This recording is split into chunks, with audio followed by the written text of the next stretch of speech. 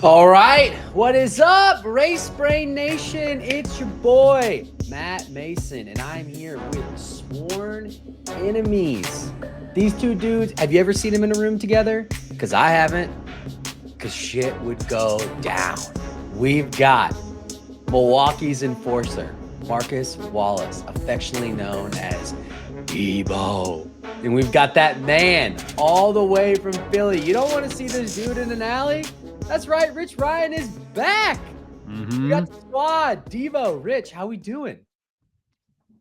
I would like to say there were two teams in the elite doubles who had great names, Raw Debo and Rich Leo, and Raw Debo is 1-0. Damn. Rich, would you like to Too respond? soon? These are our facts, flimsy, however, but facts nonetheless. I'm just here. I just wanted to make a statement before we get started. My main goal today is to laugh at Debo's jokes, so people just don't think he's an a-hole in Race Brain Nation. It's true. He's making jokes. If you don't think they're funny, that's on you, because they are funny.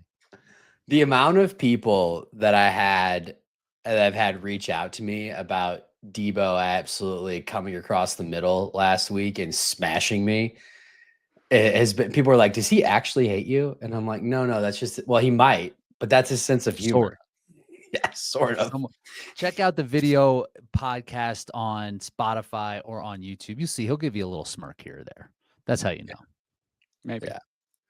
How we doing, boys? Oh, we're a week post, or a little more than a week post. How's everyone feeling? Legs good? I mean, Rich is out here running 400s and shit.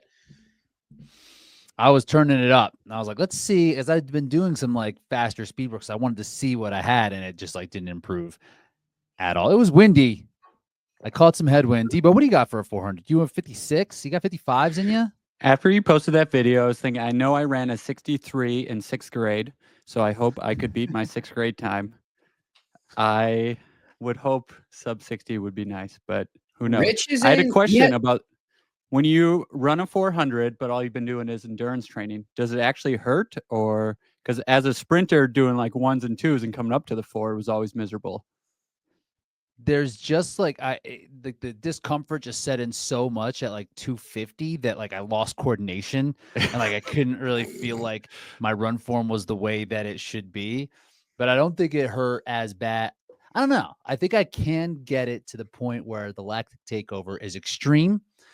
The tolerance is low. So, and the coordination is also very low. You didn't I think it could have hurt worse. I think it could have hurt worse, but I couldn't get all the way there. My man stayed up though. You didn't lay on the ground. No, only wimps. We all know wimps lay on the ground. If you lay on the ground after a Hyrox, you should just quit Hyrox. That's right. Just kidding. That's right. We did have this conversation a couple months back with BK and Jack. We have a different panel this time. We talked about the 60-60 club. And if anybody's fans of baseball, got the 20-20 club, the 30-30, the 40-40. Hyrox, we got the 60-60. Can you go sub 60 in a Hyrox and sub 60 in a 400? Jack posited way back then. I think our guy Rich might be able to do it. But yesterday, Rich emphatically said, no, I got that shit. I'm in there. I can do it. So it's Rich. It's Hunter. Who Hunter else? could be sub 60 when? On a 400? Yeah. When? He posted, we already looked this up because I made an asinine comment about how fast he could run a 200, and we proved that I was wrong. However, he did run a 25. Were you like, yeah, he could definitely run like a 22, just throwing out numbers. Not exactly how it happened. Was it on a track or was it a downhill 400? We're not talking about Nick Riker. We're talking about Hunter. Okay, so fine. The only one verifiable that we know right now is Rich Ryan. Who else? If we had to guess, who do we think's got that sub 60? I did ask JK when he came on the show if he thought that he could do it. And he said that he wasn't 100% sure, that he didn't think that he had that kind of get up. I'm imagining Tim has it. I would imagine. I think Tim ran a sub 60 400 in the Elite 15 doubles race, if we're being honest. The doubles was actually slower in that first. Just looked fast than the singles. It was like 10 seconds slower. It just looked fast. They're just, everyone doubles was just going. Everyone was keying off Debo. I was like, well, I'm going No, past that guy. we were in the back. Debo was definitely I saw some videos. certifiably I in was the back. running. I was like, I don't hear anyone behind me, and there was no one behind me. We paced it appropriately. All right, so to go back to the question one more time. So Tim, who else? Anybody else? Raw Debo I would bet do it. Debo's got it. Yeah, I think. Well, the I raw think dog definitely Dawson's has got it. it The question for is, sure. does Debo have it? I think Debo's got it. It's Debo, not you a think you're question. giving Rich that work? You think you're giving Rich that work? Debo might have the fastest 400 of like lifetime split that of anyone in the Elite 15 or the Elite 50. Guy's a state champion. I don't Almost talk track with you, Matt. You got to get your knowledge up. NCAAs just happened. We're gonna make you watch. Then we need to quiz you on it all. We're gonna send you all the Grand Slam crazy. track. Debo Debo just dead in the water. Debo just likes being a jerk to me for no reason. I don't even understand it. I just want to hang out with Marcus. Just hang out and watch track. He'll mansplain track and field to you. No, he'll Debo explain it to me, which will just make me feel like an idiot Just the mean. whole time. Yeah, just make me feel stupid. All right, on today's show, we're going to talk about a couple different things. We're going to talk about the Hyrox rule changes. We're going to have some topics on majors. But Debo, I got a question for you before we get going. Is that your Elite 15 kit? This is my Elite 15 kit. I wore. So yours was not stolen. Yes, I wore this. I do not like wearing things with my name on it, but I wore it in honor of my fellow racers. Before the race, they specifically told all the doubles men, take off your shirt, put it all together in a pile at the start line, and we'll collect them for you and give it to you at the end of the race. And they did that for exactly no one. So everyone lost their shirts back, except me, who had my kids and my wife come out, and I gave them my shirt right away. So I played it safe. Smart. That's smart. So when you were playing football at Yale, did you ask them to not put your name on the back of the jersey because you just don't like wearing names, or did you all not have names on the back of jerseys at Yale? We did not have names. We played as one. That program is not making enough money for you to have jerseys with names on the back. They're rotating. They got like that $40 billion endowment. I don't think they care about jerseys. Maybe they have a $40 million endowment. Tough to say these days. What do you guys run? The wing tee? Oh, come on. There's the wishbone. There's many Yale players in the NFL these days. It's sort of legit. Not really. Are they kickers and punters? Because that's not what we're talking about. Nope. Move on. I also lost my shirt. I don't understand I lost both shirts over the course of the weekend. I don't understand because, as we just stated, the names are on the back of them. It should be easy to find. And there's names in the locker room, the Elite 15 lounge that have the same. They can simply match them up. If this shirt says Ryan, that station says Ryan, I can put two and two together and that this shirt belongs in that Elite. At least you all got shirts, because I qualified for World Championships in Nice, and I flew all the way to France, and I didn't even get a shirt. I heard it was better this last episode. We already talked. It's better this year. Can I say one thing before we get going on this week? Your wall ball suggestion last week was horrible. Which one? For the penalties. What was it? His suggestion was that as a penalty, if you have a 30-second penalty, you get to the wall balls, and you just need to wall ball for 30 seconds without it counting, and then your counter starts after 30 seconds. Yeah. You know what? I don't really care. I'll tell you the same thing that I told the Team Kent group training last night. You can you can say that you don't like my takes on race brain, but I will fight you over it. And all I'm saying is I offered a solution. Everyone else is out here like, just hold them up. Just hold them up. Let them sit there for 30 seconds. Why? So they can get rest? There should be some type of punishment. There's got to be some type of punishment. Let's just get into it. Let's just get into it, because that's actually one of the rule changes. Segue. Debo, good segue. We have decided, or not we, but Hyrox has decided that they are going to do away with distance-based penalties, and from now on, it's just time. So it'll be 10 seconds. It could be 15 seconds. We don't know, because actually, as one Dave Claxton pointed out to me, the time-based penalties that they were applying at Worlds actually weren't in last year's rule book. They were still distance-based penalties, and they were applying time-based penalties. The perfect example of this one would be burpee broad jumps, where Tim and Yannick infamously got 2 red cards, which was 30 seconds worth of penalties. And so I guess we'll just go ahead and open it up. Debo has already said he doesn't like my suggestion. So Debo, I'm going to put you on the hot seat. If they are getting time-based penalties, how do you think that it should be done? Do you agree with the time-based penalties, or do you think it should be something different? I'm glad you put me on the hot seat because they did mention a few things that were about these time-based penalties in the briefing, and I doubt Rich pays attention at the briefings. So, oh man, real quick, I had just received a brand new Amazfit watch like 10 seconds before this briefing, and I am just in la That la was land. you? I already had gone through one. I was just like back in middle school, just not paying attention, just like sitting there goofing. And I started playing around with my watch, and there's an audio like audio track that plays when you press start. I was just like playing around, and it was like ready for workout. It was like a whole paragraph that this thing just like shouted out, and I'm like, and I just like try to cover it up, put my head down. I'm like, okay, I was not paying attention. So Debo was correct. Yes, I was in the front row listening intently. They did mention, yes, obviously in the rule book there are distance-based penalties, but they specifically told us, we know it is not in the rule book, but it is going to be changed next year, so we're just implementing it today. Whether or Good. not I love implementing things at Yes. World Championships. I love it. It's perfect. Keep going. But they also did mention the time-based penalty will just be given at the end of the race. And they specifically mentioned the reason being for that is they don't want someone to get a 30-second penalty, serve it in the middle of the race, and have that time where they can just rest and then go on. So obviously, so you're saying your understanding is that next year, if you rack up a bunch of these penalties, it will always be assessed post-race. So it'll be, if you got 40 seconds worth of penalties, 40 seconds will just be added to your time. That's basically how they made it sound. That would be their preference. So, I mean, you could do it both ways. If it was in the middle of the race, it's still a 30-second penalty. But if it gives you 10 seconds faster recovery, then you think of it as like it basically nets out to like a 20-second penalty, no matter what, you're getting penalized.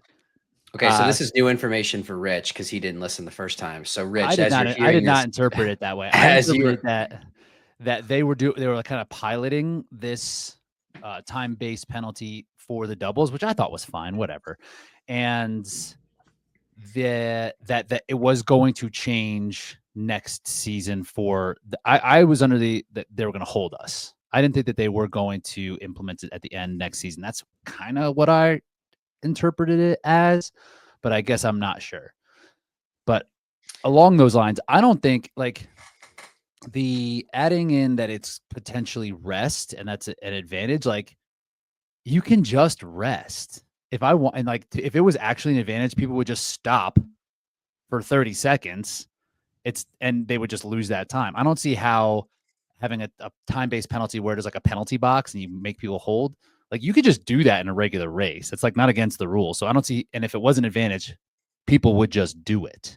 So I don't see why it's not an advantage, but I'm saying if it's a 30-second penalty, but you do it right before you run your next run, and your next run ends up being 3 seconds faster than it would have been without the penalty, then it's really like a 27-second penalty. So yes, it's always going to be a penalty no matter what. It's not like there's a slight advantage over that 30 seconds, but yeah. No, but you could either way, so you wouldn't want to do it. We don't need to spend time. We don't need to spend time on if it's an advantage or not. The point is to get the race done as fast as possible. So whether you're waiting or you have a penalty, you're still not completing that. I think my issue with that, if Debo's interpretation is correct, is visually, like I think everybody that was there would agree. It was like not that people, I want to be very careful how I say this because it's not like a put down to the Laurens, but there was like something to be said about the fact that Sinead and Lucy crossed first, but didn't win. Like, I don't think visually that's what we want of the people crossing the line first are not actually the winners because they've got 30 seconds of penalties or 40 seconds of penalties or whatever it is. I 100% agree with that. I think maybe the easiest solution would just be a penalty after the wall ball. So you finish your 100th wall ball. If you have 30 seconds, they know all the penalties you have accumulated at that time. They put you in the box. Once your 30 seconds is up, then you sprint across the line. It's like a post-race penalty box. It's still whoever crosses the line first then. Yeah, I kind of like it where it's penalty box at each station so that the race can continue on and the athletes can finish the line in that, like, and be celebrated there, not go to a penalty box and serve like what could be a minute worth of penalties. I think they should serve right on the spot because you want to see what's going on during the race. Because it's still the same thing if you're held like right after versus just like crossing the finish line and having it implemented. I don't see how that's different. Well, you talked about this yesterday on that other podcast that we won't give any mention to. You know, the other one that you do. It's got another TRP? R.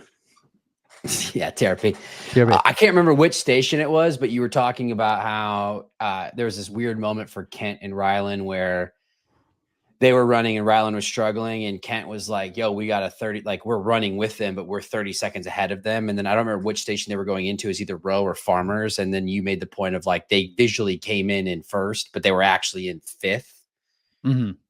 And you're right. Like, I mean, I knew they had the penalty, but I also had no idea that like, you know, at that point in time that, you know, Hitty and Thierry were actually ahead of them. Like, I didn't know how far back it went. It sounded like the Sutherlands were probably ahead of them at that point in time too. I think it just like adds a different dynamic to the race. So I think I'm probably on Rich's side of maybe penalty boxes per station, because then it actually like shows the race how it's actually playing out. Because that's actually part of the reason that caused a lot of confusion for those of us that were in the venue, is like it's not advanced enough yet. They don't have like, they've got screens you can see people running, but we don't see the time. So you don't actually know what's going on. It just created a lot of confusion at the end. It would be bad for optics, I think, especially as the sport continues to grow. There's just going to be more and more eyeballs at like on the live stream side of things, at least for the next 2 to 5 years as things continue to grow. I just think it needs to be a race. You know, they just need there needs to be a start and a finish, and whoever crosses that first is the winner. So I think the penalty box is the move. But yeah, we're not sure how it works. I hate that. I hate challenges happening. Not challenges. I hate that like people finish and then that's not the one who won. That's not great. I agree. No, that's the number one thing they need to avoid. Yeah. Especially with that women's race. It was like several minutes before they altered the results. It was painful to watch when you knew what happened. Wasn't there I actually didn't go back and watch, but wasn't there also because they put down the sandbag, I thought there was a protest that was implemented, not just a penalty. I thought there was like a secondary No, so we did confirm that. See, this is something, this just goes back to like officiating. I did hear from multiple people that no protest was lodged, that penalty was there. There was confusion because Faisal said that a challenge had been issued. The larger problem with that though is that they did that occurred right in front of Matlock. And so it should have just been called out in the moment. I don't really understand why it wasn't. Just goes fast. One thing on this topic, I'm not sure if we're ready to move on yet, though. Like, is it going to be like this for all of the stations except wall balls? Because I think that it's a good move to have time-based penalties, where other ones where I think it's fine to make them be actually no reps. For example, like the sled pull, where you get centimeters of advantage by stepping on a line and then having it be 5-meter penalty, which is like a minute long, is like a race ender. I don't think that was just. But on the opposite side now with burpee broad jumps, I think I would be fine with getting a no rep and having to go backwards and continuing to do the burpees, as opposed to like 15 seconds for every time the judge decides that it's 31 centimeters and not 30 centimeters or whatever it is. Because with wall balls, they're not doing that, right? You're still just getting no reps. You're not getting 5 seconds per no rep, and you're just doing 100. Yeah, so I'm looking at, I've got the rule book pulled up right now. It's just a 15-second penalty across the board. So it's a 15-second penalty in burpees. It's a 15-second penalty in pull. Sandbag, it's a 15-second penalty. Although I'm realizing this for the first time, it's a 30-second penalty if you don't put the sandbag back in the right place. Which is kind of crazy. And then it's a 15-second penalty if you drop it, which is what we saw Sinead and Lucy get. And then the second time is a DQ. The penalties on the wall balls are 15 seconds if you leave before 100, and then squat depth is just a Squat depth is just a no rep. Although this is weird. If you use powdered chalk at the wall balls, they're going to give you a 2-minute penalty. I was reading the rule book before. There's also a rule that says you are only allowed to use the chalk provided by Hyrox and only at the station it's provided in. Which for those of us who from my very first race, I've always had chalk in my pockets. I'm not sure about it. And this is something they need to clarify as well, because they just changed the chalk with no explanation for whatever race that they're at. Sometimes it's the rosin bags, sometimes it's the chalk. So if they're saying you can't bring chalk, I think that's a huge miss. I think it's just so that there's not a big mess all over the place. Especially if Michaela Norman picks up the bucket and then throws it. I'm just saying. And runs away with it. But that was happening with the rosin bags. People were picking up the rosin bags. I think Kent was saying that on the pod, where people were picking up the rosin bags and just like putting them in a different bucket. So some bucket had none. And there's not even that good of chalk. So yeah, I don't know. I think that is pretty. So it sounds like they're just going with 15-second penalties. So back to your original question, Rich, of like, I don't think that I get that they're doing it evenly across the board, but it doesn't seem to necessarily fit the infraction. Like, you're telling me that you step on a line, like your toe, and they were like hawking people. So like your toe, like step, which by the way was fine last year. They literally told you all as elites, like you can step halfway over the front line, you just can't step on the back. And it's like now it's like, no, you can't step on any line. If like your toe touches it, like 15-second penalty, like that doesn't seem right. Well, it was worse before. Like was it 5 meters? Yeah, that was like a minute long. That was a race ender. But like for burpees, that if it's 2 no reps, it seems like a lot. 30 seconds for like that. Well, for 15, like actually 2 centimeters. Oh, you're saying if they get 2? Yeah. So okay, so let's switch to that. So they finally clarified 30 centimeters is the length that you get that your hands can basically go. Now, for this obviously is an American-centric show. For my American friends at home, 30 centimeters is basically a foot. It's like 11.8 inches. It's basically a foot. Rich has made the point. I don't know if it was on social media or if it was on TRP or some other dumb podcast that he does. I'm just kidding. We love our talking. Just talking. That how are we going to tell the difference between 30 centimeters, 29 centimeters, 31 centimeters? There's still too much subjectivity there. Good friend of Race Brain and mine and Rich's, Mark Howe, actually had a suggestion that I thought was pretty good. So he said, why not use this? I think this is for the elite specifically, although I think now they actually do this in the age group race as well, because they have the boxes marked. Why not use the knee turf lines and the standard is hands need to land behind that line once your feet land. So it'll be dynamic depending on the jump. And then you may be able to put hands down further. Others, you'll have to replace the hand with the feet. But visually for the judges, it's a much easier call because as long as the hands are behind the line, you're fine. So no matter what box you're in, your hands have to just be behind that line. So if you're like 1 centimeter, you might have to like just go back. But if you're but it would effectively would course correct over the course of 80 meters because some you might have to go back, but others you've got a little bit more wiggle room. And so it would effectively even out. And at least visually, the judges have a defined line that they can see and that the athlete can see. And that way there's no more interpretation on like, because I think it used to be like middle finger to like halfway up the wrist. And it's like, okay, well, what if you have really long arms? Or really short arms. Some of us are short people. Mm-hmm. Debo, thoughts?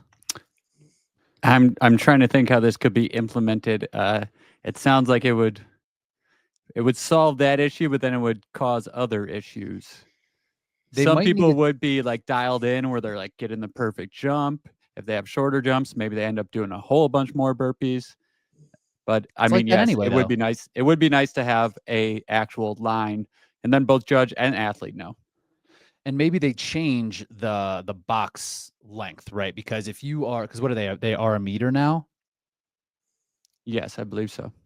So if we're getting rid of time of distance-based penalties, I think they were there for that purpose. So it's like, okay, you need to move backwards 5 lines so the judge could see it in real time. So if they just change the length of those, because the issue would be like if you were just jumping just into the box in front, like barely getting there, and then your hands can go a full meter in front. So if you just cut it in half so that you can't have that bigger like diving forward range to operate within that box, or just you don't need it to be meter length boxes anymore if there's no distance-based penalties. So I actually think this is a great idea.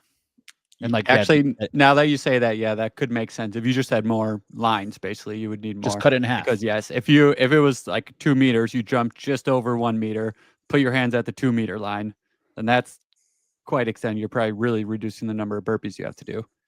So if we think about what the standard says, and if like we're 30 centimeters, and say like the average foot is also what about that, so a size 12 would be that, so it's above average size foot, right? And if you get, so really we're operating in a from the palm of your hand to the heel of your foot, we're operating in like a 60 centimeter space, right? Am I making sense? Makes sense. Yes. And then say we add another, how many centimeters is a hand? Americans. We talk about an average hand. We talk about a big hand, small hands. Average hand, not a Debo size. Debo's probably got freaking triple XLs over there. He's probably palming basketball. 2 basketballs are palmed in his hands off screen. You can't see. According to the Googles, the average length of an adult male's hand is 7.6 inches.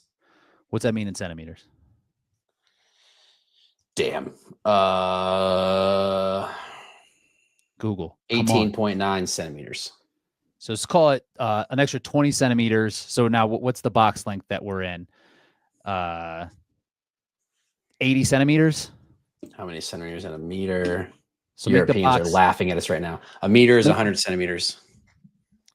so make it 80 centimeters. Just make it a little bit shorter, and then you operate within that box. That's kind of what we're operating with anyway. I like this idea. I have an idea that uses a little more technology. Let's hear it. Have you guys ever used like a laser level that like you put on a wall and it shoots out a laser along the wall? Yes. I've seen that. So you have like a laser level, you attach it to everyone in like the Elite 15 shoes, and it shoots out a laser that will then have a 30 centimeter from the tip of their toe line on the ground. You could Then put they it for just like gotta their put ankle their hand strap. It's somewhere on that of on. laser. It would be like at the tip of your toe. Yeah, but that doesn't solve In the for new Pumas. This is the Puma Deviate Nitro 4s. Mhm. Elite. That doesn't solve for the age groupers, though. Yeah, well. I think the Debo- box makes sense. Debo, you might be an age grouper next year. It could happen. He's elite 15, if he says it or not. Yeah, I think that the easiest way to I see that there could be issues with it, to your point, Debo, but also to Mark's point and then Rich's point, at least there's something visually that everybody involved can agree to. I think that's the biggest problem right now, is that like Rich was in his Elite 15 solos race just straight up did not agree with his judge about the way that the standard he was being held to. Called another judge over. The other judge came over and was like, yeah, those are fine. Those are fine. But it did screw me up. I got up and called for a judge before I jumped, and then I forgot if I jumped or not. So I did another burpee and then jumped. So like because like you don't. That's why you faded. There's that Race one brain. extra burpee. Is that one extra got faded. cooked himself. That one extra burpee. If it wasn't for that one extra burpee, I'm on that podium, son. But like I'm looking at this. I showed Debo and Raw Dog my yellow card because I did get it on video. It wasn't a great angle, so you couldn't really see, but I was watching and I'm like, I have no idea how many centimeters is from my toe to my hand. It like looks like maybe it was a little far, but it was like super slow. And your feet go back before my feet go back before my hands hit the ground. So the visual for the judge is completely gone. And then it's gone for me too. Like, so they're sitting there like, no, that's 31. Then they were gotten like real tight. It's like what they think is over 30 centimeters is different from what I think is over 30 centimeters. And how's that work? And then you could judge. That's why I think I'm just saying our guy, Mark Howe, I think has the best solution I've heard to date. If you are listening to this on YouTube or Spotify, let us know in the comments. Do you like this solution? 80 centimeters. Do you like Rich's solution? 80 centimeters. Do you have a different one? We want to hear from you. And while you're leaving that comment, go ahead and like and subscribe to the show. And make sure you're subscribed to Debo's podcast. All right, boys. Anything else? I don't have a podcast. Race Brain. Oh my gosh. You do have a podcast, but newsletter. Subscribe to Debo's newsletter. And if anything else, oh my gosh. Do we have anything else on burpees? Do we have anything else on burpees? Have you seen how Amy Bevilacqua was doing it in training? She like attached a ruler to a longer stick, and so how sometimes the judges will put their foot where your foot lands to kind of give you the visual. She was like, give them a stick with a ruler on it so I can plant it at the toe where you land, and then you have a visual for where your hands can go. Okay, maybe that's actually where the laser is. So they plant the stick at the tip of your toe. It's a ruler that goes out 30 centimeters, and then that shoots out a laser. That actually makes more sense. Debo is right now. Debo is We need Dr. lasers. Evil. Lasers. Debo is Dr. Evil from Austin Powers. Freaking lasers! This is like him right now. Is that two or is that the OG? I think the second lasers. I think it's on the Sharks. On the Sharks, You Debo. know, the Sharks are gonna have lasers. I like it. That's a deep cut. That's a deep cut. All right, we have talked that one into the ground. Additional rule change that at least in the race itself that I don't know necessarily affects things too much. However, they did clarify that kettlebells can now be passed in the doubles farmer carries, but only sideways or backwards. You cannot pass them forwards. I guess I don't know if this necessarily saves time. It also seems like it's a little bit risky because like your hands are sweaty, and what if on the pass off you drop it? It seems like a broken toe waiting to happen. But thoughts on this? Is this a nothing burger? I think it is almost a nothing burger, except we must mention the Belgians who created this rule. Peter and Tom, that's what they came up with. They started doing in doubles races, and they really want it to be named after them. So we could maybe petition to name the rule after them. What was the name? What would the name be? Are you saying were they doing this in races and like it just wasn't clarified and someone tried to call they were deep in the rule book. No, I was trying to help them. He called them on the briefing. Someone asked a question. One team's cheating. The Belgian Matt didn't really understand, so I said, "There's one team that passes them while they're in the air." And yeah, I think if it saves you a second or two, but I would not risk it either. Technically, Raw Debo does something similar that I wound up taking from them on the wall balls. You guys don't drop the wall ball; you hand it to each other. Yeah, that was always weird that people did that. I think people have realized you cannot catch it in the air and start doing your wall balls, but you can catch it and just hand it right to your partner, like in the front. Yeah, if you watch when Marcus and Lawson do it, they catch it and then hand it and switch. That's smart. Saves those legs and some time. Saves the legs. All right, so mostly a nothing burger, so we'll move on. But if you are doing doubles, you can pass it. Just make sure it's sideways or backwards. Don't pass that forward. What's the rule called? The Belgian rule? Maybe they could comment on the YouTube and tell us what they want it to be called. Yeah, they're listeners. So whatever, Tom, Peter, whatever you want it to be, we're not going to speak for them. You let us know what you want that rule to be. All right, we got the Dylan Scott rule. That's what we're calling it. Dylan likes to wear the Rebellion Pro Wave 1s. Oh, geez. But he doesn't like to wall ball in them. So I think the first time he did this was in Vegas. He took his shoes off, crossed the line. A lot of fanboys of a certain athlete were like, he shouldn't have won because he didn't have his shoes, as if that had any impact on the result whatsoever. Then Hyrox came out and said, you have to have your shoes on. You can't take them off. And so Dylan said, okay, fine. And then they course corrected again. And now they've course corrected again. And thus we have the Dylan Scott rule, which again is probably mostly a nothing burger. However, you can remove your shoes at the wall ball station, but you do have to pick them up and carry them across the line with you, which I guess is better than having to put them back on. So is this a nothing burger? Anything to talk about here? The people who got upset at Dylan were those Hunter stands. Is that who you were mentioning? I don't. Yes, I just 100%. Say things on this. I just say things on this show. I don't. Was the case. Hunter would have won. I think it's a little lame to take off your shoes if you're going to race in something the entire race. I feel like you should have to keep it on. Oh, Dylan, if you are listening, Debo just called you a lame. We would definitely love to see your response. I said the action of taking off the shoes is lame. I didn't say a certain person is. And for the record, Dylan has kept his shoes on the past 2 races and went unbroken in his wall balls. Not fast, but still unbroken. So, yeah. So, Dylan, if you were listening, Rich just said you suck at wall balls. You just let him know that you are on that world podium and not him. But I'm sure you already are doing that. So. I had but what really matters, I broke like 6 times and I had like the same time as his on the wall balls. So that's all I care about. The thing I like about Dylan is he is very self-aware. I don't think he would deny that his wall balls are slower, but he did do them unbroken. He did them I think he unbroken actually or made kept his shoes on. a post this week about how he has now gone unbroken twice. He just needs to be faster. So yes, I think that is a fair assessment. Literally said that. I think it's a nothing I know burger for that's sure. that's a callback to last episode when it's fine. Don't worry about it. I listened to some. I don't think it matters at all. If you want to take your shoes off, fine. Like, I don't think it's that big of an advantage. It's like taking gloves off. I mean, I do that where I have gear on and off, and I think it's fine.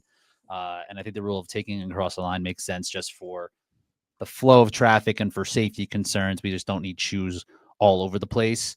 I think Grady Jackson did this too, who won his age group, and it took him a couple of seconds, but it still wastes some time. I mean, it's not like all advantage, and I don't think it's that big of an advantage. For me, it lowers me from the target. You got to throw it that much further. Guy's still 6'2", talking to a 5'9" guy about how it lowers him. Anyway, moving off of wall balls. Yeah, not 6'2". We kind of talked about this, but not really. Why do we think that they clarified that you can't touch the front line on a sled pull? Do we really think it's that much of an advantage? I don't understand why it wasn't like that in the first place, or why it just didn't make sense at all. It's just a little bit more congruent now, where it's like you can't step on either line, where it was like step on one but not the other, and it was like kind of flipped the one that it should have been. Like, you should have been able to step on the back line because you can't see it. Yeah. So I think it's fine. It doesn't really matter. And the lines on the turf are actually thinner than what the tape line was. So that was what I was mostly concerned about when I was like practicing with it. But like the painted line on the new center turf, so it's the same distance, I'm sure, is probably why they did that. But the line is a little thinner than I thought it was going to be. Yeah. I think most of these rules are just really good clarifications. Yeah, they're really clear. Like, especially really rules. Even in the doubles race with the old rules where you're allowed to step on the line, I was coming close to the line. I'm like intentionally, and then the judge is like yelling at me like, "Don't step there," and I'm yelling at her like, "I'm allowed to step on the line."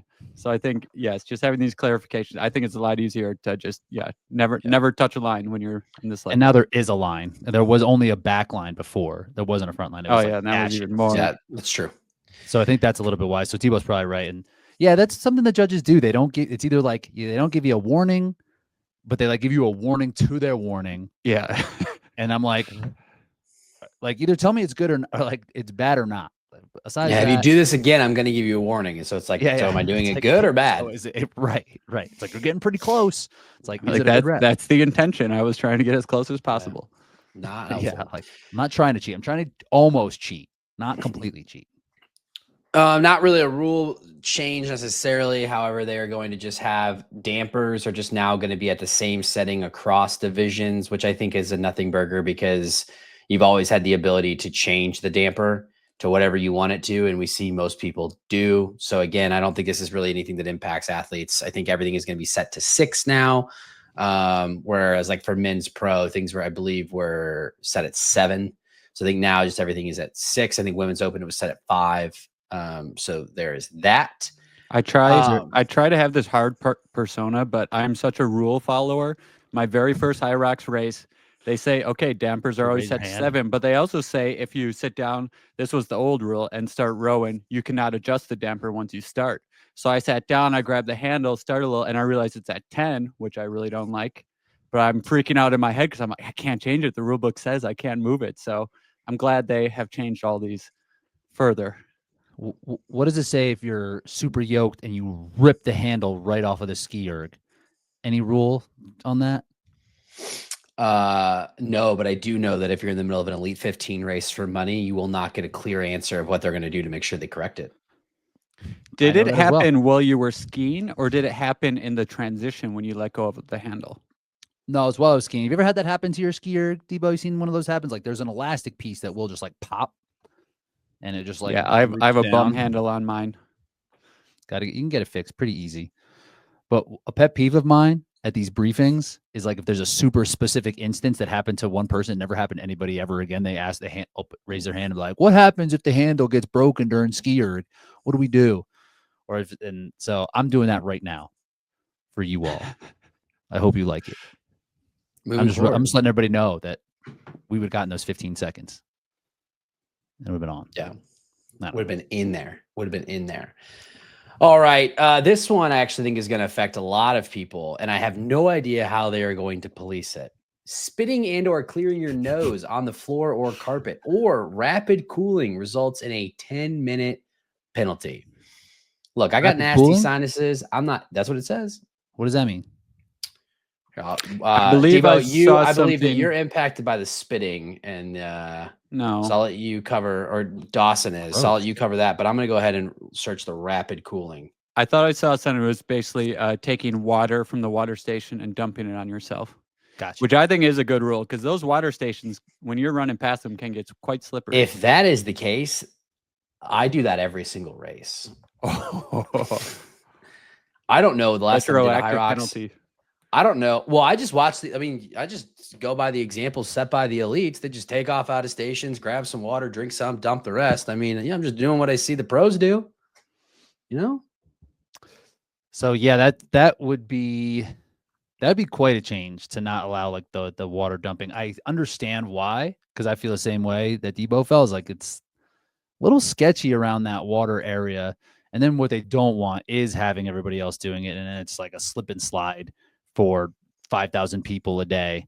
So I think it is a bummer. It's definitely a safety issue.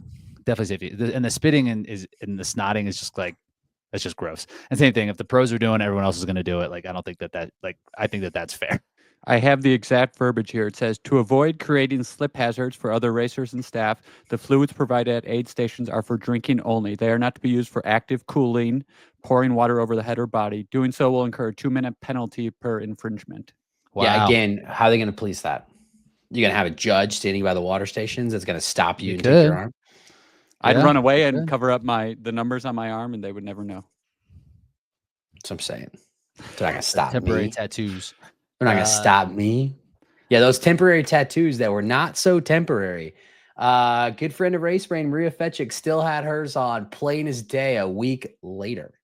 What? I just scrubbed that guy right off. I think it's better than the marker. She had the My Protein. She had the My Protein tattoo, which apparently that one was impossible to get off, and I think the temporary time tattoo.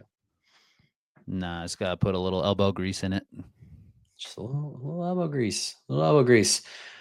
All right. I think this one is weird. All athletes must start in their assigned wave. We're not going to talk about that. You should just start in your assigned wave. Better time management skills.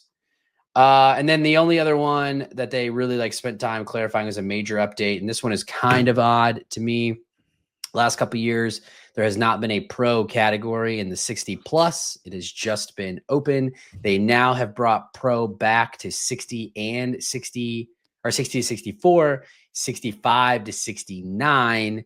And then they have pro in 70 to 74. However, at Worlds, 70 to 74 so 60 through 69 will compete in pro at Worlds. They have historically competed in open. But 70 and 74, you can race a pro race during the season, but you will not be eligible to qualify out of the pro race in 70, 74 because there will be no pro race at Worlds.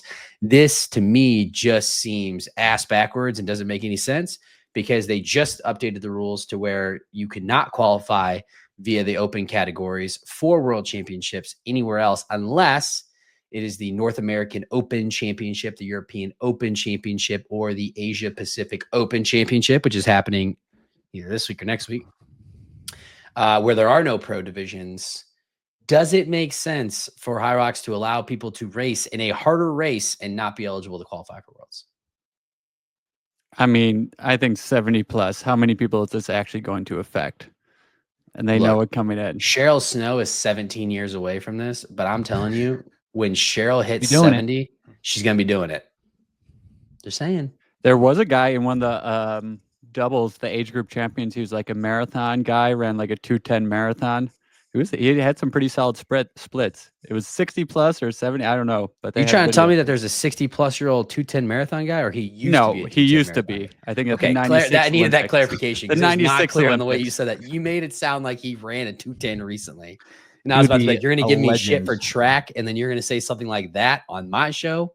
Get out of here. These, yes, that has always been a little weird how they do that for the older divisions. I think one of the biggest things, though, changing next year, that not many people have talked about is last year they still had open. You could race an open and qualify, but pro sort of got preference. So if there were 3 spots, 2 would go to pro, 1 would go to open. And now I like that this year at all events, you can only qualify through pro besides those 3 open championships. Yeah, I think that makes sense. Get these Yeah, skinny it cross definitely country makes boys sense. out of here. Let's get some And everyone's beef. racing in pro at the World Championships. That was always a little strange. Yeah, agreed. Let's get some beef. Yeah, I think the only other thing that we didn't cover was they did clarify. I think we actually talked about this before coming on air. They did clarify that you have to break 90. You cannot go to 90 on wall balls. You have to break the hip crease, although I don't feel confident in their ability to police that because we have now seen videos of one, Chris Rogloski. And this morning, someone sent me a video of Janelle Teal and her wall balls from Worlds, who both were going ass to grass and were getting no rep for depth. So love that they clarified this. Would also love to see if they can find a way to put some better technology or do something because this is bad. So it now says, what does it say exactly? Actually, I can just go ahead and show you because we have, as Marcus pointed out, we now have pictures. Let's go ahead and present my screen. It's not that screen. It is good to have pictures. That was helpful for the burpee broad jump hand to foot scenario. You got me? Gotcha. All right. At the bottom position of the squat, the racer's hips must descend lower than their knees, also known as below parallel or below 90 degrees. See figure 12. And in figure 12, you can see they got a nice little line. Got to get that butt below those knees. This is still no good because it's like, where is the knee? Like, where are we talking? Is it like the top of the knee? Is it like the knee, the bottom of the knee crease? Like, is it the straight in the middle? Like, where are we talking about? What is the knee? Yeah, let's just go ahead and let's see if I got this video. Zoom enhance on the knee and we can see. But that's the thing, right? That's like, where is the knee? Where is the butt? Like if you're hamstring, like if you have like huge quads, this is always a thing in CrossFit, right? It's like, where is like, how does the depth work when it's like biomechanically judged? So each person looks a little bit different. It's hard to tell. Oh, you know what? I think that the person shared the video to the Race Brain Instagram and not my personal. I was going to show you the video. Have you all seen the Janelle Teal video? I have not. I've seen Chris's though. Okay. Actually, you know what? Janelle just posted it, so I can actually just go ahead and pull this up. Janelle Teal. How I was always taught it is if you are in the bottom of your squat at your deepest depth and you put a marble on the top of your knee, would it roll down towards your hip or would it roll the other way? Interesting. Was that from level 3? That might be level 3 knowledge CrossFit. Hip All right. crease below the top of the knee. That's Can you how all see CrossFit defines Janelle's? Can you all see Janelle Teal's Instagram? Top of the knee? Yeah, we see it. First off, how many judges does it take to accurately assess wall ball depth? Because we've got 1, 2, 3. Just wait, a fourth one comes over. These are good reps. I would call them good too, but it is like from this angle, it's hard to tell. Yeah, but also that's my point. Why is that other? I mean, I guess the head judge is right there. Oh, is that Alita? She's in. Yeah, you got the head judge right here in the front, and you got this judge. But then watch, look, this judge comes over. She's getting in on the action. I mean, Athelia, is it Athelia or Alita? Alethea Boone was the like main judge. That's her, for all the right? elite race. It looks like. but it. also, I'm curious because Marcus, you're a tall guy. We talk about this sometimes with Dawson. Tall people, long femurs, a little harder to go ass to grass. I Can someone disagree. Like, take that. I think the people who are really built to have strong squats are always the toughest because they just hit that and they aren't really like taller people. If you're getting depth, it's a little easier to see. Like the Miriam Van People with Roors like is long torsos and short femurs, they have very good squat levers, but sometimes they're bottoming out and it looks like they're barely getting below parallel. Yeah. Yeah. So this has been clarified. Although, as we just saw, how many Hyrox judges does it take to tell if someone went below parallel? I don't know, more people than we have hosting the show right now. That's for sure. Any other notable rule changes that you all have heard about or that I missed before we move on? Doing a great Nada. job. Nothing. Let's keep it Dope. rolling. All right, let's keep it rolling. I'm curious because this affects both of you. Somebody, wasn't me, leaked the there was a message sent to the elite athletes, I believe it was yesterday, in their WhatsApp chat, getting everybody an idea of when the majors would be, and somebody leaked that. It wasn't me. I didn't leak it. Wasn't me. Wasn't Maybe. me either. So we can eliminate 2 of 3. Wasn't anybody on this show? Well, you weren't in the WhatsApp. The WhatsApp I'm in has probably at least 50 people, so I think it is not very secure. Yeah. Maybe they should be using Signal. I hear that's more secure. Dang, no laughs on that. Tough crowd. Anyway, don't know what you mean. That's fine. We're not going to make this. We're not going to take that the show there. So we've released the dates, and 2 of the majors, and you all are in the chat, so you can confirm or deny, but I believe at least 2 of the majors or 3 of the majors occur. Then we have the regional passport championships. And then we have the final major of the season, which I believe is in Warsaw, that takes place after the regionals are done. So my question to you all is, when they announced that they were doing this, one of the things that they said was like, this is basically is taking the place of last chance qualifier. And it's exciting because it's going to give regional athletes who may not have been able to break into the Elite 15, a la Marcus Wallace, the opportunity to win and get in. My question for you all is, next year, the majors seem to be fairly spread out. We're having two of them are in Australia, correct? Or is it a regional championship is in Australia and then a majors in Australia? Correct. The latter. Okay. So we're going to have one in Australia, and then we're going to have one in the US, and then we've got one in Hamburg and then Warsaw. So 2 in Europe. So I guess my question for you all is, do we like this, or do we think that the regional championships should operate as a true last chance qualifier after the 4 majors have been completed? And I will give you my reason for why I'm asking that, and then I will stop talking here, turn it over to you. In theory, one Richard E. Ryan, or in theory, one Hunter McIntyre could just decide, I'm not going to go to the majors. I'm just going to show up to the North American Championship and win that race and take the spot. So if the idea is to give the other athletes in the region who haven't had a chance to break into the Elite 15 a chance to shine. I mean, I get it. You got to beat the best to be the best to go. But do we like this methodology? As in, do we like how there is a major after the regionals? Correct. Or just like, do we think that the majors should be done first before we go to the regionals? Yes, I think they should. And they mentioned this briefly in the press conference, and it definitely sounds like that was the intention, but maybe it didn't work out this year. So maybe this is just going to be a transition year. And then every year going forward, it would probably likely be the 4 majors and then the 3 regional championships. But yes, I agree, because it could be a very interesting thing. I know not everyone goes to all the majors, but if you had 12, you would at that point could potentially have 12. Well, you will have 12 people qualified for world champs if they all decide to show up for the last major, which could be likely because it is towards the end of April. So it's sort of a good time, one last race before world championships. Then essentially you're just in the race. Those other 3 already qualified. They just need to complete the race. Well, I don't understand why they're even letting those people run the race. Because I went back and watched the press conference because you called me out yesterday.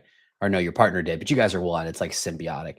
That they had mentioned it in the press conference that, like, if JK goes and runs the APAC regional and wins, but he's already qualified, it would roll down. But my question is, they literally said in the press conference that it'd be the top 15 racers from that region, and it's going to be an Elite 15 race. Why would we let someone who's already qualified run in this race where only one person wins? I'm not operating under the assumption that this is supposed to be a last chance qualifier. This is a regional championship. So, like, I don't think the intent is to broaden the Elite 15 field with this. It's to just have another spectacle to crown another champion and maybe to put some money behind it. So you're taking it as like it's to crown the North American champion. And if the North American champion happens to be Rich Ryan, who already qualified somewhere else, we'll just give that spot to the next person that hasn't qualified, but Rich is still North American champion, which is what we're going for. Yes, I don't think that the intent is to make this a last chance qualifier. So I don't think it matters where the timing of these are. Like how APAC, the Open Championship is like tomorrow, right? So I think it more operates like that, where it's like we're just going to crown this champion, and they have one spot at this race, and the intent is not to open it up to a wider depth of field. I disagree. I mean, it's definitely going to be open up to a wider depth of field. Now, someone like me who, I mean, maybe 30 to 50 in the worldwide rankings, there was essentially nothing before to race for. I mean, there's only coming into this year, there's already 6 people auto qualified for the majors. So there's 9 spots. The time I think is like 56:30. So if I'm going to run a 57, except for Win is not going to. Win has already said that he doesn't plan on going to. Got it. But that essentially means I have really nothing to race for, even if I can run consistent 57s. So now Rich, at least I can race to get on the Elite 15 North America qualifying. And then you have something to actually race for there. So there's both something to shoot for, a list. So there's maybe you're a 25th guy in North America. Now you can make your goal to be the 15th guy in North America to make this race. And then once you're in the race, there's at least the chance that you could get a world championship qualifying spot. No, I like that it does open things up, but from their perspective, I don't think it is to try to get more people, because I mean the last chance qualifier obviously worked in terms of adding more depth to the field, but none of them were North American, right? Right. Like I guess it's, to me, this like doesn't. I don't know. I was a little disheartened by this. None of them had run an Elite 15 race except for Win. Which like kind of goes to the point that you made on Race Brain, that you've made on Race Brain multiple times, which is if their goal is to find the best athlete, this system in its current state is set up to do it that way. But if the goal is to find the 15 best athletes, this system is not designed to do that. And that's like your point before, Matt. If Hunter's just like, I'm not doing any of the majors, I'm showing up for North American, I'm just going to flatten everybody, then he could. But that's like, that is Hunter's MO. Like that is, he literally does not race a lot. And Phoenix is, I went back and looked, it's not a 4-hour drive, but it's not much longer than that. It's not a very far drive or flight. He could just show up at that, steamroll the race, and then. Well, I was just saying, like, we'll just say he did it for DC instead, right? He bypasses, which he won't, but like say he will, or Dylan does that, right? He doesn't do any of the majors. He just does this one. So really the ability to qualify at that one race is much less likely than at a last chance qualifier. Oh, you're right. I'm sorry. Phoenix is an actual major, not the regional championship is in DC. So it still keeps the door. So it still keeps the opportunities to qualify. I think it just like reduces the ability to qualify, even though it increases the number of athletes who will be able to run in this race. And how Marcus said, I think it is cool that there's now something you can circle and be like, I don't have to travel to Barcelona or Stockholm or wherever I have to go. Like I can just like point all my training toward this one race and show up and do the best that I can in a regional race and, finish. And if I finish like 7th, maybe that's enough, but probably not, so. Yeah. But I'm thinking as sports get more established, like in track, yes, some people make world championships, but some people are trying to get into the U.S. championships and make the final heat. It's a similar thing. There's going to be just more things to actually race for. Whereas if you were in that no man's land, like 30 to 100 in the world, like, yeah, you're really good, but what are you going to do? Yeah. Just keep racing. Yeah, I see. It's like making the trials times and hoping that you catch a Berlin or New York.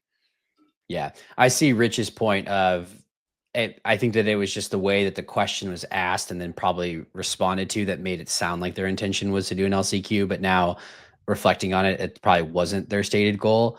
But I think that actually makes me not like it even more, because I think the LCQ, when they did the true LCQ this year, I think added a different. I think it added a different element to it of, we're going to give somebody that people don't know about, that has not been able to find 2 fast courses or 2 fast times.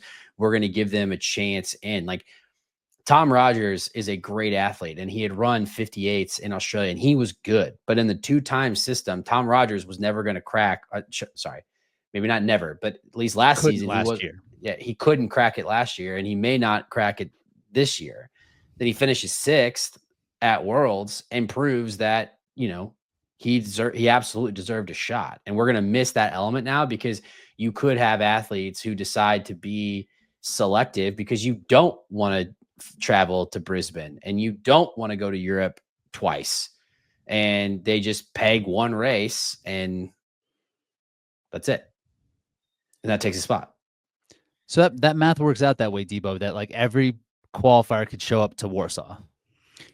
Well, there will be 12 people already qualified. So if everyone did show up to Warsaw, and then there's 3 remaining spots, you could get 13th, 14th, and 15th. Or really, if you're in the race, you're qualified. And you finish. I like that. It doesn't matter where you finish. Where I'm sitting, that sounds good. Further past that, imagine if you're like an auto qualifier. You could just, if that actually would happen, you could be an auto qualifier from last season that race like in fall of 24. You could not even race again, show up for that race, just finish in like 90 minutes, and then you're in the World Championships. Yeah. See, that's stupid. Unlikely, but it's there's unlikely, a possibility. Like, it could be like 10. Like there could be 9 or 10, right?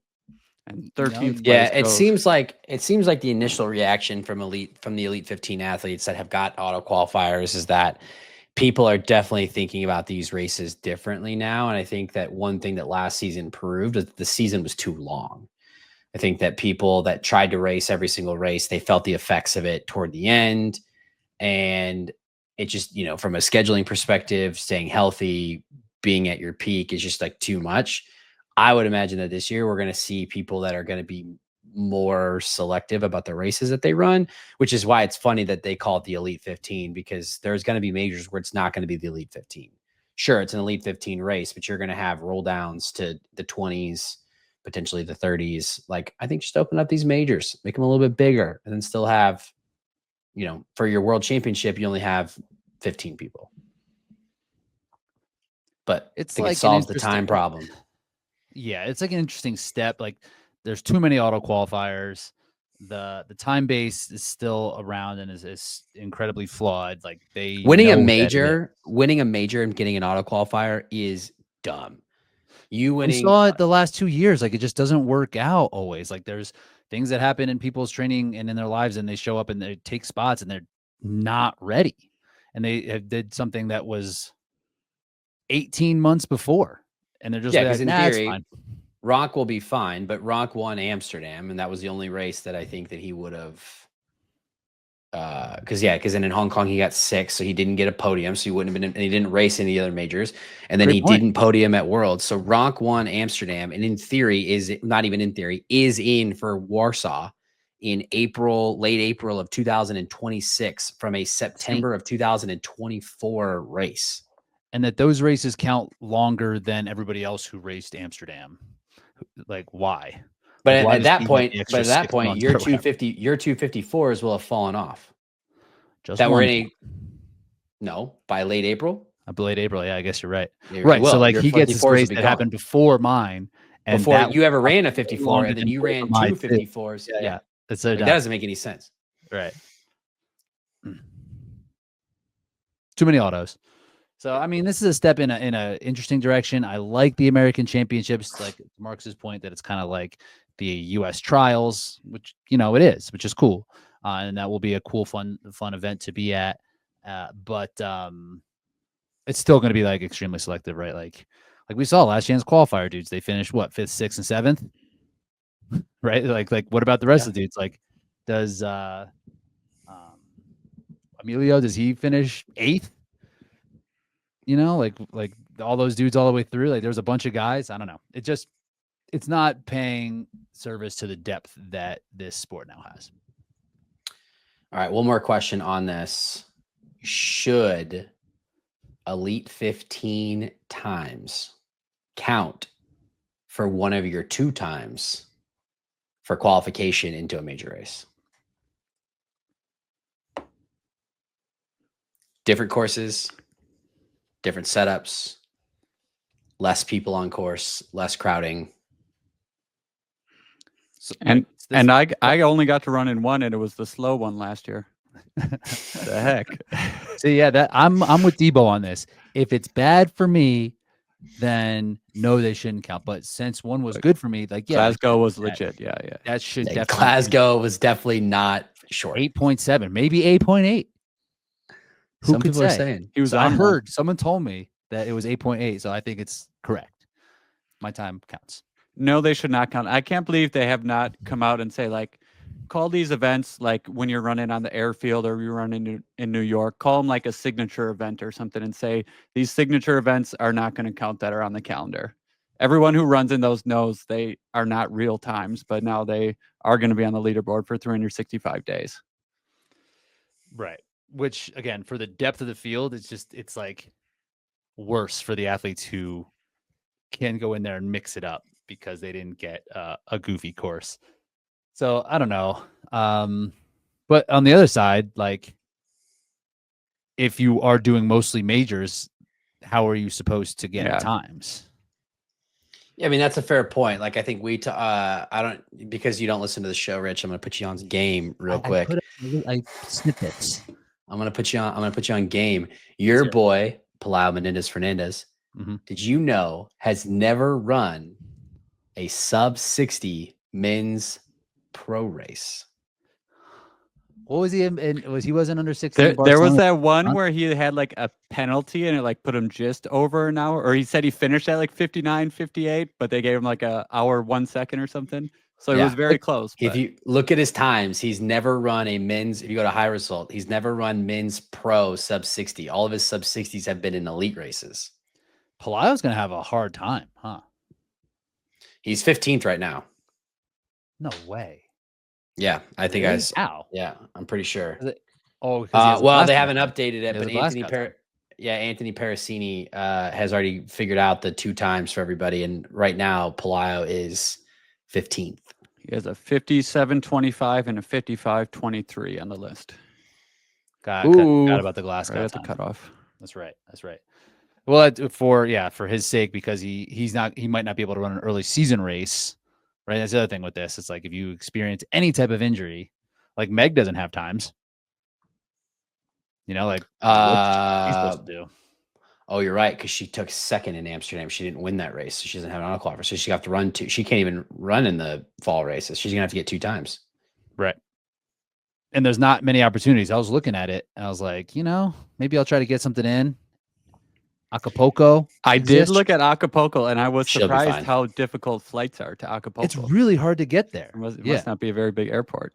Yeah. I think we can do like an LAX and hit it. Maybe we need to do a race brain race retreat. Maybe we'll get the company. We'll talk to our CEO, see if we got some funds, and we'll go down to Acapulco. We'll business expense. We'll race. Let's wait on if we can figure out a great way to get there through savings and credit card points. If there was a resource for that available before Acapulco, then we could potentially make that happen.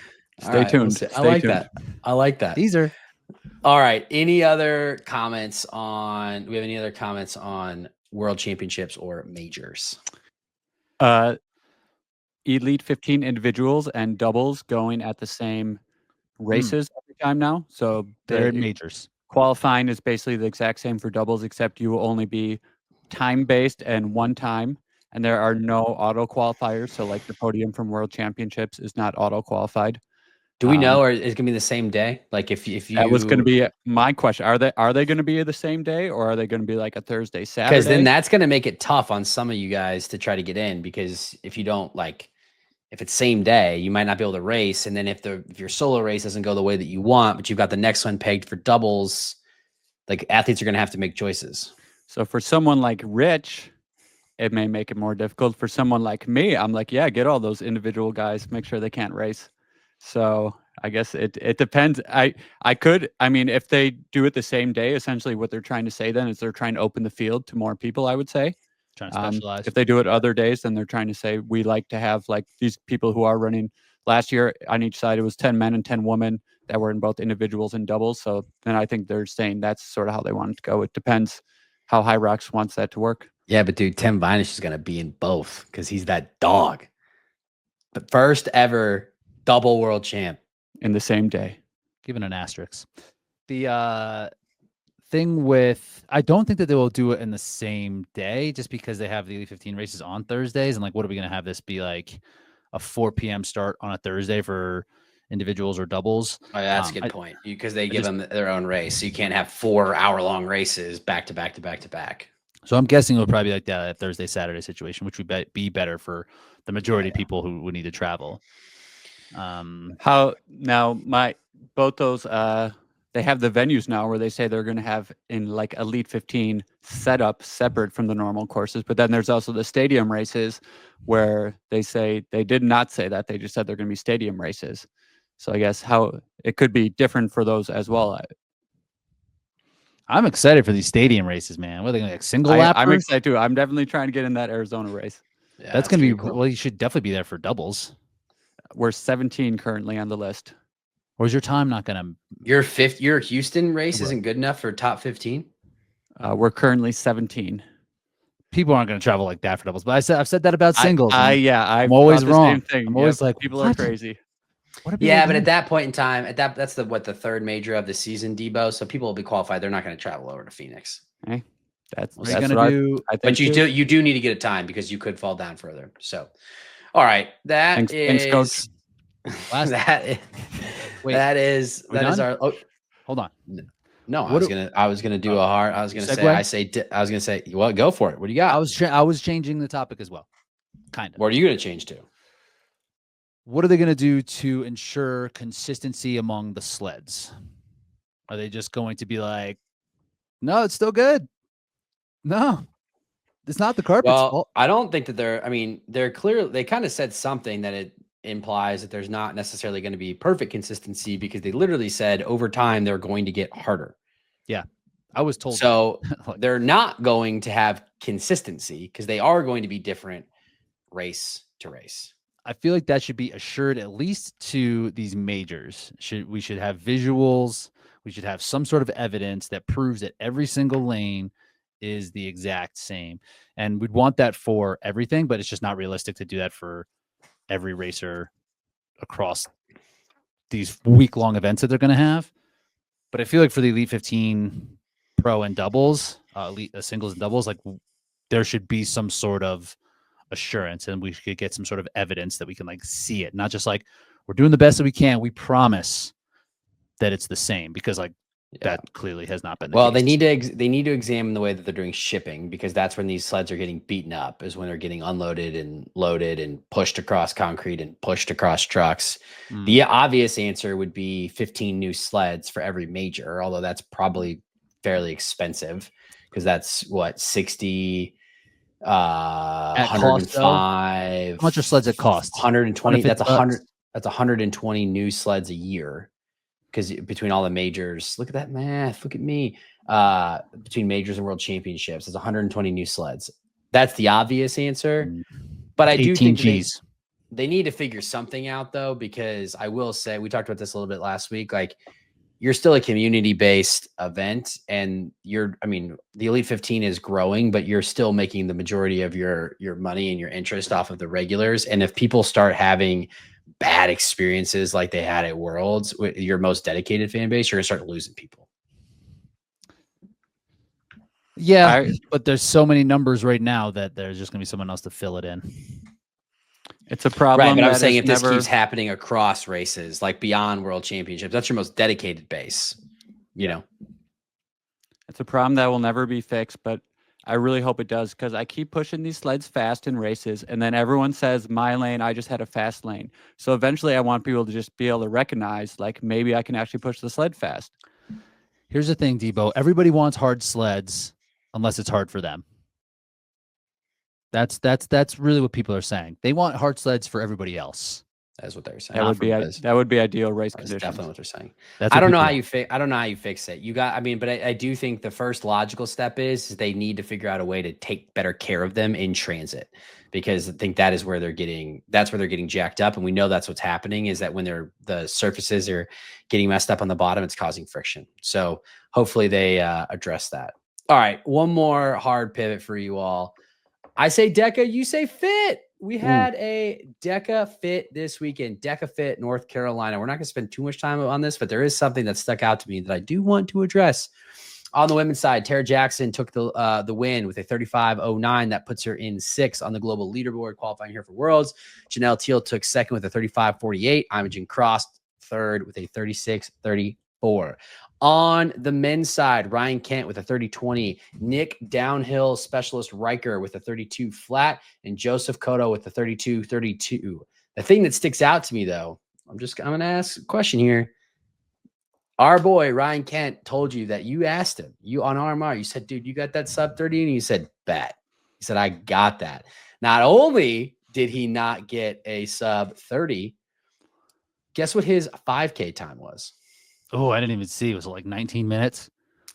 17:38.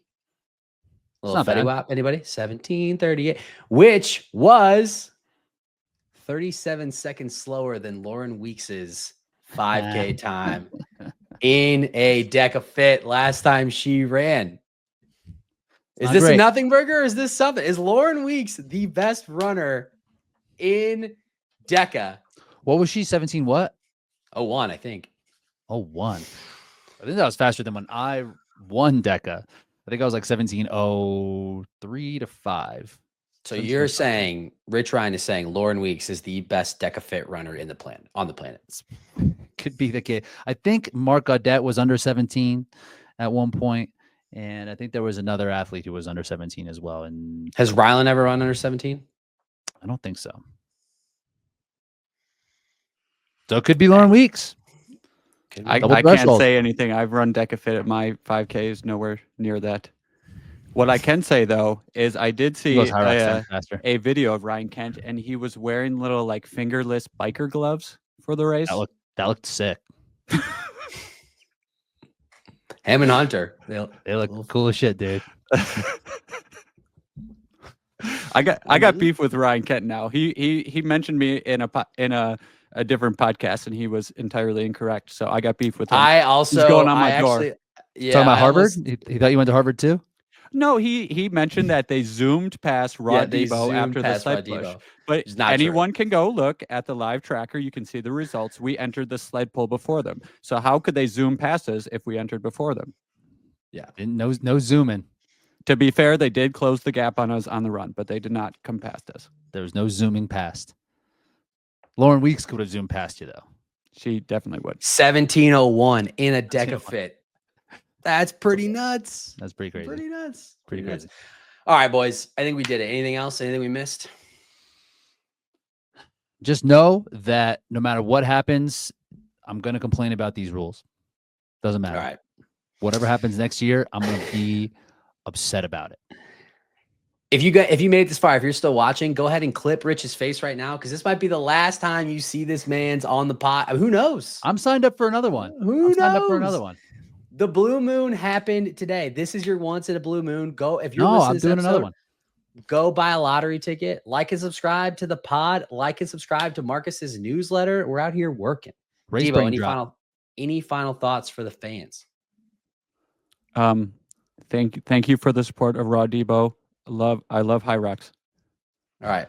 If you are considering opening a new credit card, maybe wait just a couple weeks. That's all I'm saying. Maybe just wait. Don't open any new credit card accounts. I'm just saying.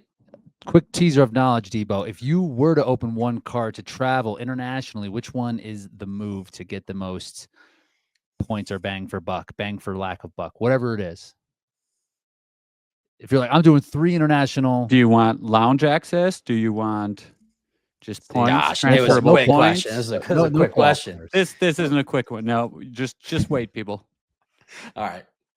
That's all we got. Like, subscribe. Let us know what we got right in the comments. Let us know what we got wrong. You can disagree with my takes. I will fight you. All right. We're out. Later.